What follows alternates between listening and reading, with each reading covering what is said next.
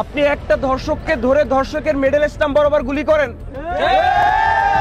একটা মানুষকে ধরে আপনি শাস্তি দেন, আপনি দেন নাই, আপনি দেন নাই মানে আপনি ধর্ষককে পালন করতেছেন। 3-4 দিনের ভিতরে অনেক ধর্ষণ হয়েছে আমার দেশে, আপনি একটা ধর্ষককে ধরতে পারলেন না। আজকে যদি হাসিনা দেশে থাকতো আপনাকে আমাকে বুকে গুলি করতো, তাহলে আপনি ধর্ষককে ধরে গুলি করতেছেন না কেন?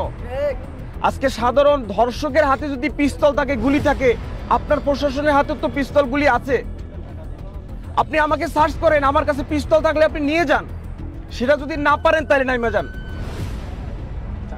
আপনি ধর্ষককে শাস্তি দিতে যদি না পারেন তাহলে আপনি চেয়ার ছেড়ে দেন, যে শাস্তি দিতে পারবে ওনাকে বসান। আমার দেশের মা বোন যদি নিরাপত্তায় না থাকে, আজকে আপনার মেয়েকে দর্শন করলে তো আপনি কান্নাকাটি শুরু করে দিতেন ভাই। তাহলে আমার দেশের অন্য মেয়েরা যে ধর্ষিত হয় এটার কি কোনো মূল্য নাই? তাদের মান সম্মান নাই? তাহলে আপনি খুঁজতেছেন না কেন? আপনি একটা ধর্ষককে ধরে পিলারে টানাচ্ছেন না কেন? মেট্রো পিলারে টানাই আপনি শাস্তি দিচ্ছেন না কেন?